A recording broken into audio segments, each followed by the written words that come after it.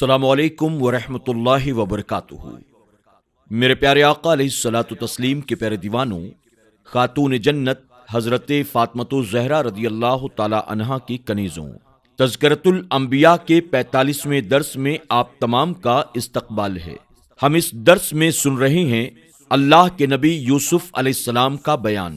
आप तमाम सामीन इकराम से मैं ये पूछना चाहता हूँ, क्या बहैसियत मुसलमान अंबिया अलैहिमुस्सलाम के वाक़यात या उनकी सवानेह, उनकी सीरत, उनकी ज़िंदगी हमारे और आपके लिए जानना, सुनना, सीखना ज़रूरी नहीं है? बहुत से लोग लिंक पर क्लिक करते हैं और 3, 5, 10 सेकंड के बाद वो चले जाते हैं, यानी मुकम्मल दर्स को सुनने की कोशिश नहीं करते।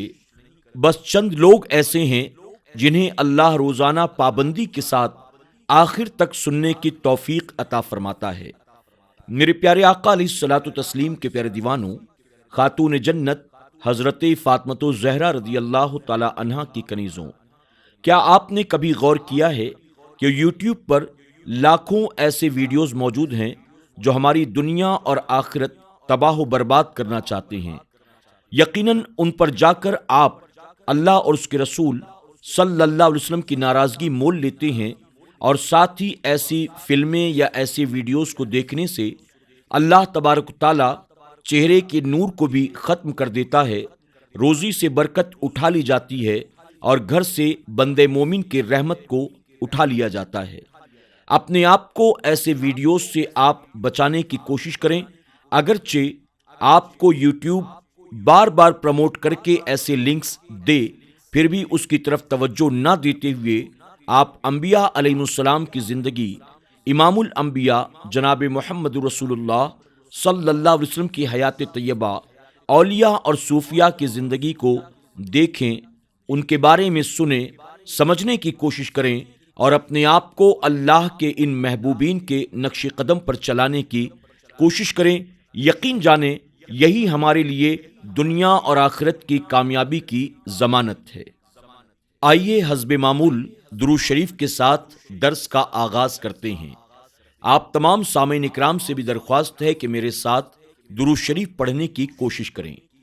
अस्सलातु वस्सलामु अलैका या रसूलल्लाह, अस्सलातु वस्सलामु अलैका या हबीबल्लाह, अस्सलातु वस्सलामु अलैका या नबियल्लाह व अला आलिका व अस्हाबिका या नूर अल्लाह सल्लल्लाहु ताला अलैहि वसल्लम।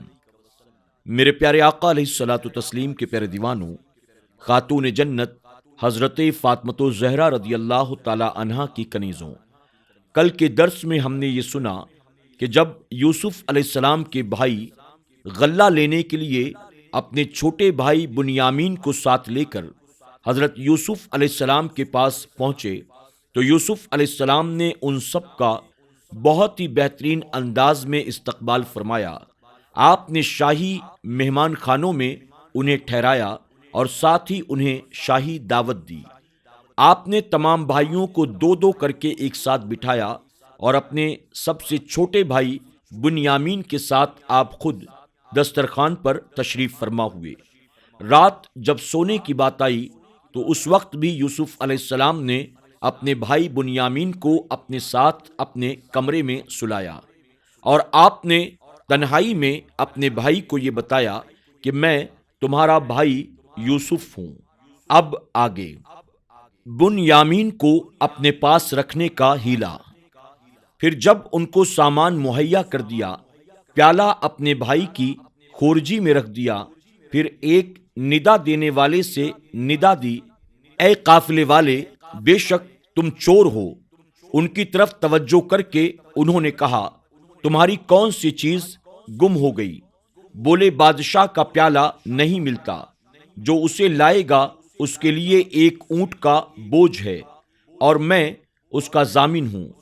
उन्होंने कहा, खुदा की कसम, तुम्हें खूब मालूम है हम जमीन में फसाद करने नहीं आए और ना ही हम चोर हैं। बोले, फिर क्या सजा है इसकी अगर तुम झूठे हो? उन्होंने कहा, इसकी सजा ये है کہ جس کے اسباب میں وہ ملے اس کے بدلے وہ غلام بنے۔ ہمارے یہاں ظالموں کی یہی سزا ہے۔ پس تلاشی لینی شروع کی گئی ان کے سامانوں کی۔ یوسف علیہ السلام کے بھائی کی تلاشی سے پہلے پھر اسے اپنے بھائی کی خورجی سے نکال لیا۔ ہم نے یوسف علیہ السلام کو یہ تدبیر بتائی۔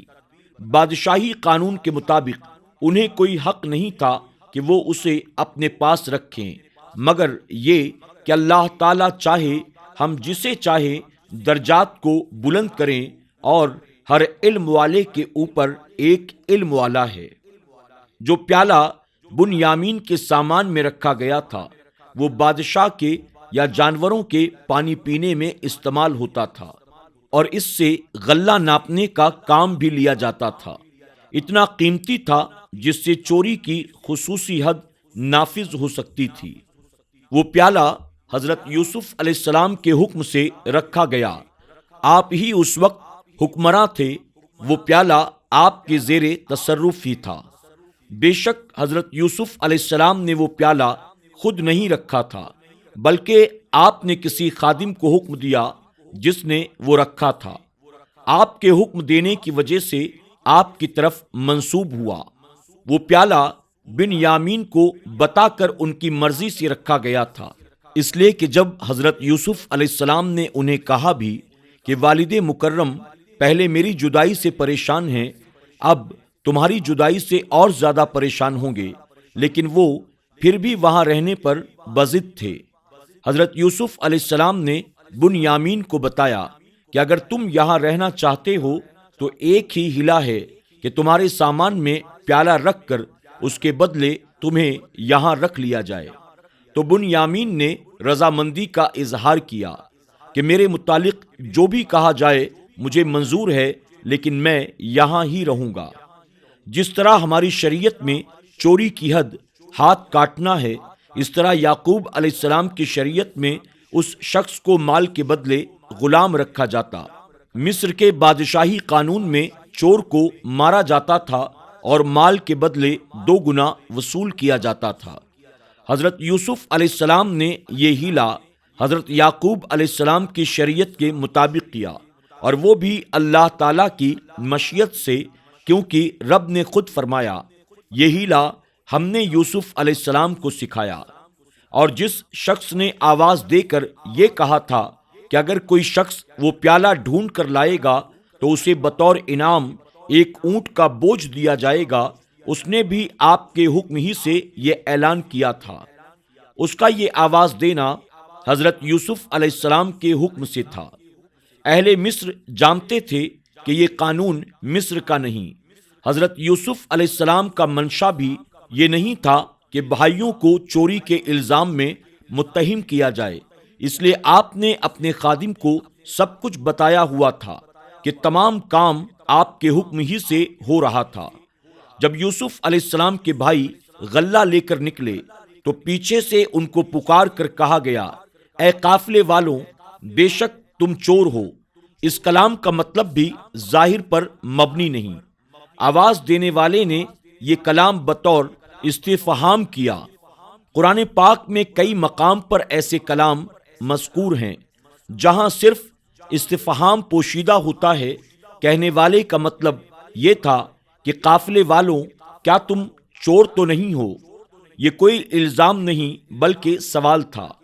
اگر قافلے والوں پر وہ اپنی طرف سے ہی آ کر ان پر الزام عائد کرتے تو ان سے پوچھنے کا انہیں کیا اختیار تھا کہ اگر تم چور نکلے تو تمہاری سزا کیا ہے؟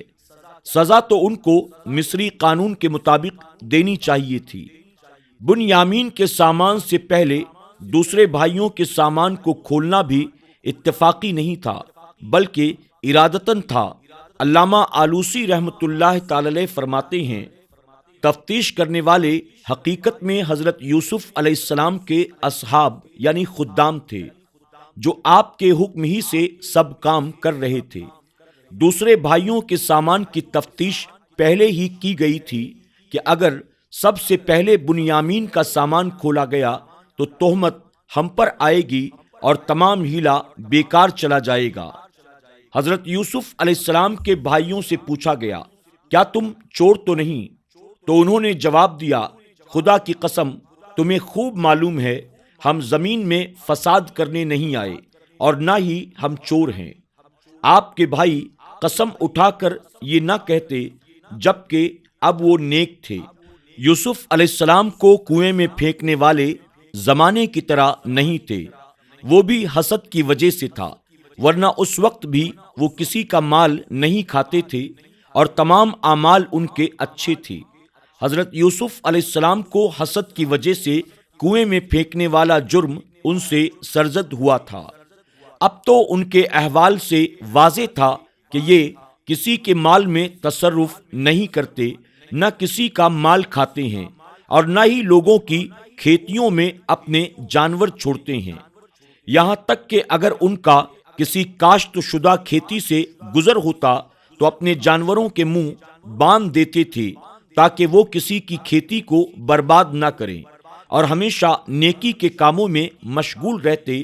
جن لوگوں کی یہ صفات ہو وہ کیسے زمین میں فساد پھیلا سکتے ہیں، خاص کر دوسرے ملک میں جہاں انہیں اپنی عزت کے پاس کرنے کی زیادہ ضرورت تھی، جبکہ وہ یہ بات بتا چکے تھے ہم اللہ تعالیٰ کے نبی حضرت یعقوب علیہ السلام کے بیٹے ہیں۔ پہلی دفعہ جب ان کی پونجی ان کے سامان میں رکھ کر واپس لوٹا دی گئی تو وہ اسے واپس لینے آئے تھے، بھلا چور بھی ایسا کام کر سکتا ہے؟ پریشانی میں بھائیوں کا کلام۔ بھائی بولے، اگر ہم چوری کریں تو بے شک اس سے پہلے اس کا بھائی چوری کر چکا ہے۔